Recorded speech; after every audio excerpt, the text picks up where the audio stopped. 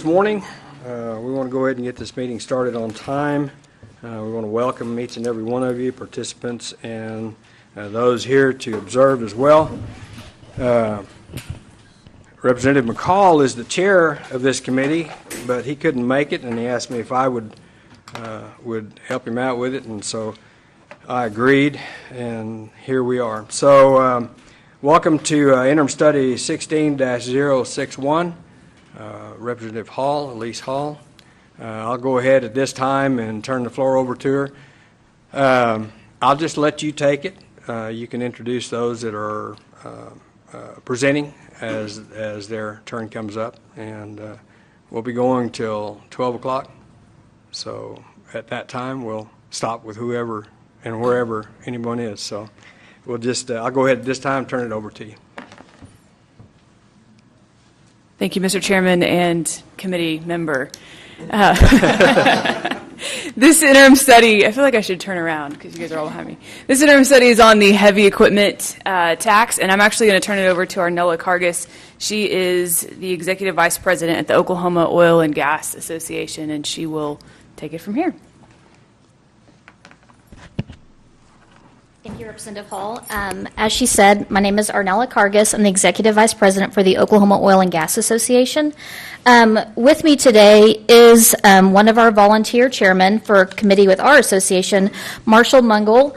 He works for One Oak as the property tax manager, but he serves as co-chair of the Oklahoma Oil and Gas Association Ad valorem Tax Committee. So at the Oklahoma Oil and Gas Association, for those of you who don't know about us, we represent all three sectors of the industry, upstream being exploration and production, drilling operators, midstream, pipelines, gas gatherers, gas processors, and downstream in terms of refineries. And all those refineries in the state are members of our association. So within our association, what we do is really rely on those experts within the industry to help us on issues such as ad valorem tax. So though I have worked in various spots on House staff, I will say fiscal staff was not one of them, and there's probably a reason for that. So I'm just here as an advocate for the industry today, not an expert necessarily in tax issues or ad valorem tax, but I'll do my best to relay the concerns of our members to you about this issue. So Representative Hall was nice enough to request this interim study for us. Some of you may know about the proposal that's been out there the past couple of years in the form of House Bill 1553, which in looking at the even House bill summary, it creates the heavy equipment rental fee in terms of a 1.5% termed recovery fee to help. The idea was to try to simplify the process for those that have to remit property taxes on equipment that move around the state.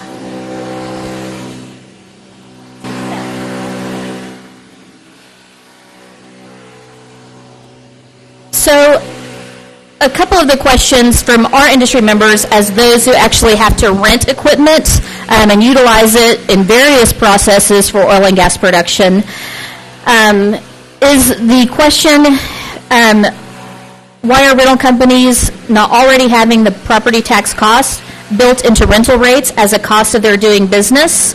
And the concern from industry, who's possibly would be assessed this fee in renting equipment, is the only way this would not result in higher taxes or costs from those of us on the renting side is if rental companies lower the cost of rentals by that 1.5% recovery fee.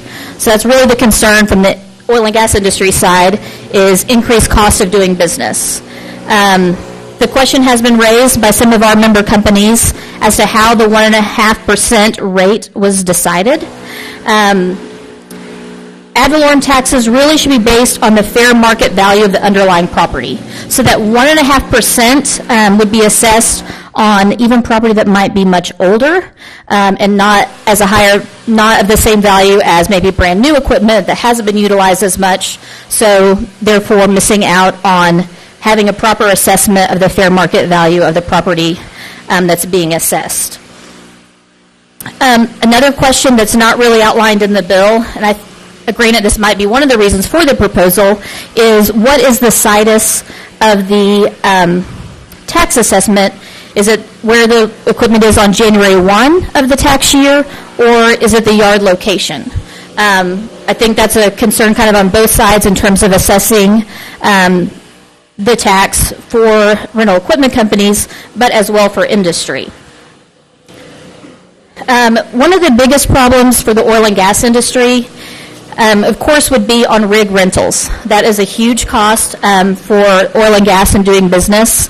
To give you an example, if drilling companies began treating the entire service as a rental, because if you look at drilling contracts, a lot of times the drilling rig day rate contracts just provide one total rate that includes equipment and services. So if that 1.5% fee was assessed on the entire contract, the additional annual cost per rig to a shale operator, that's kind of our long lateral horizontal operators, in the new developments in the SCOOP and the STACK in Oklahoma, or even the Mississippi Lime, could be as much as $250,000 additional cost per rig. So in terms of thinking about what the price of operating rigs are already, that is an enormous cost, particularly in a time of depressed commodity prices.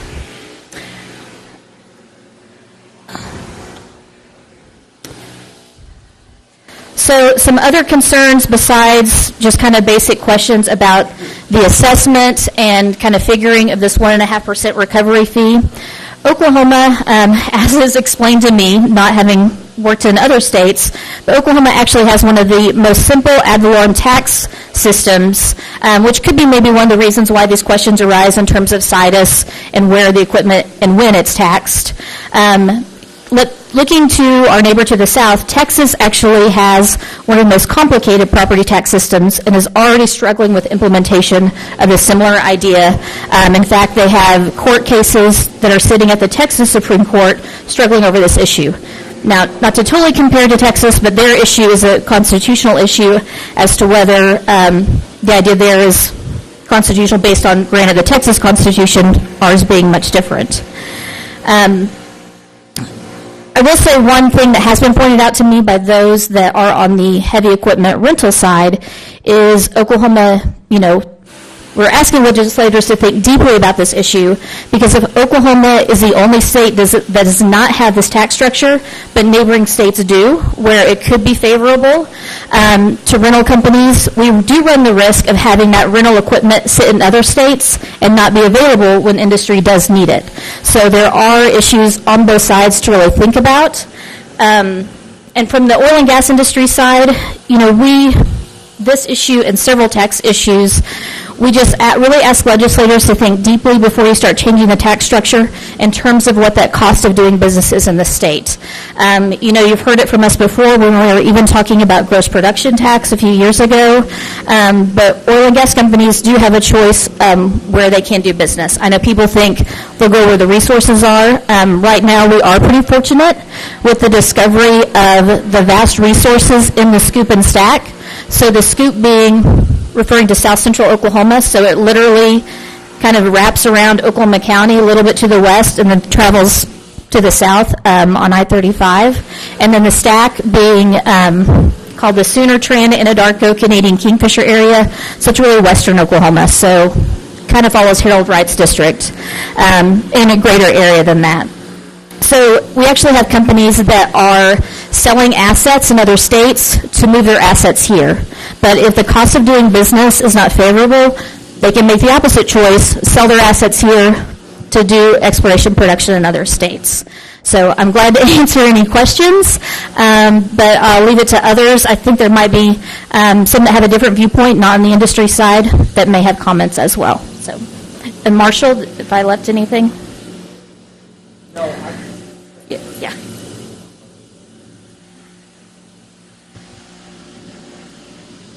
Marshall Mungle. I'm a property tax manager at One Oak. This is a drastic departure from the property tax methodology, the property tax valuation, the property tax payment that we have today. We have in the audience some county assessors and some assessing officers. They may be able to have some comments as well. But we're very concerned about this bill, the departure from the norm that is unlike anything else that we have in the property tax area in Oklahoma. So that's what I would have to add. You've done a very good job of presenting the issues that we're concerned about. So glad to answer questions of the members, Mr. Chairman, but otherwise I'll turn it over to anybody else who might want to be recognized. Considering we have only one member, does the one member have any questions? Okay.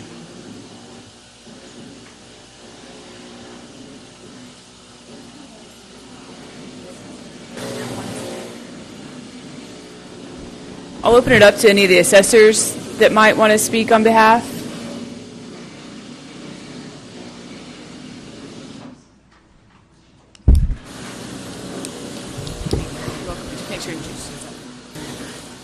Good morning. My name is Mandy Snyder. I'm the county assessor at Noble County. Gail Hedgecoff, John Wright, and I are here on behalf of the association. We've seen this bill kind of change from it was going to be a sales tax the first time it was ran. We are absolutely opposed to that because obviously that was taking money away from our schools. The way that the bill reads now, the schools should still be fully funded. However, we do have some issues with treating one entity different than the way we do everything else, and it's actually causing that company to not have to be responsible for their property tax, putting that burden off onto the people that are leasing that equipment. Our stance is going to be that as long as the schools are being funded and as long as the counties are being funded, that's our main concern. However, we do have some issues with this bill going forward as to how it's treating some taxpayers different than others. Thank you.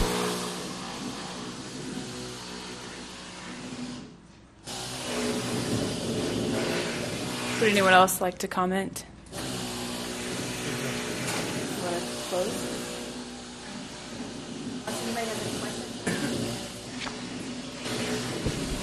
Well, thank you very much, committee, for being here and participating in our interim study on heavy equipment taxes. I have a couple of questions.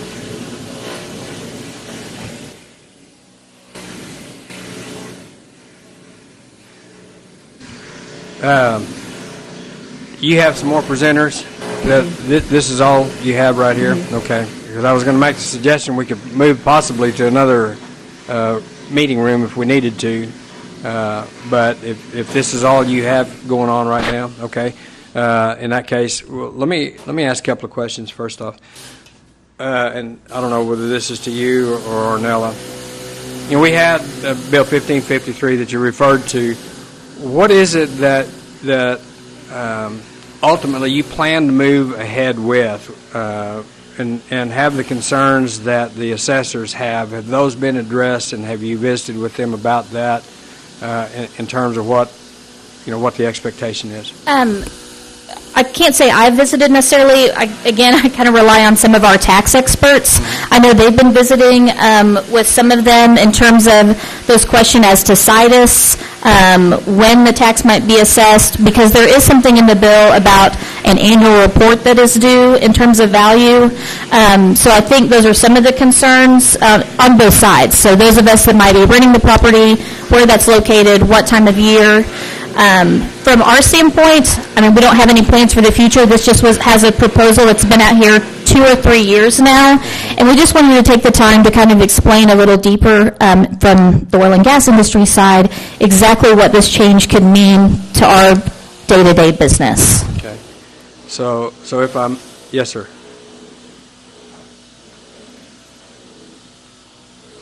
Property tax in Oklahoma is the responsibility of the owner of that property. The way we see this bill, the way I see this bill, it passes that responsibility to someone else, the owner of this asset. Am I on track here? The owner of the property is passing that responsibility to render that property for taxation to the taxing authority, and as far as the taxes, coming up with a new way to try to get someone else to pay the tax. So that's another concern that I have in this process. Just like, again, property tax in Oklahoma, again, ad valorem, we talk about ad valorem, we talk about property tax. Ad valorem is Latin for according to value. And we pay property tax according to the value of the property that we own. Business, personal property, or real property, real estate. So this is, as I mentioned earlier, it's a complete departure of the process that we currently have that's working in Oklahoma. Am I on track there, Assessor? Okay. Thank you. And so back to you. In lieu of that, I mean, what their concerns are, do you plan to move forward with something, or is this just, I mean, what is it that the oil and gas industry truly wants?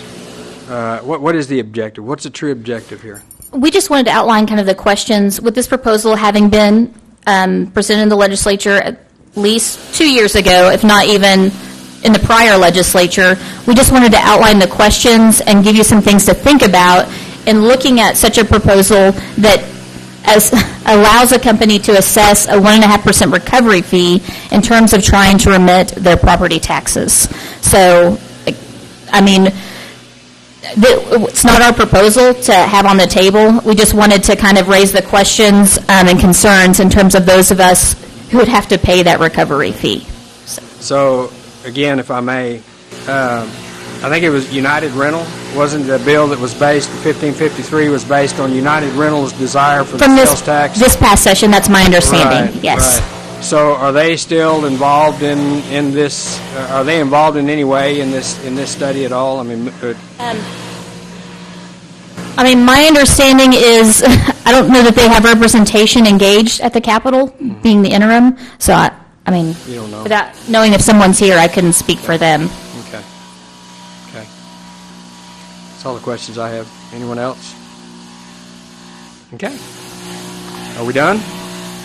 Very good. Thank you all for attending this. Thank you for your time. I appreciate it. Thank you very much for attending this interim study. This meeting is adjourned.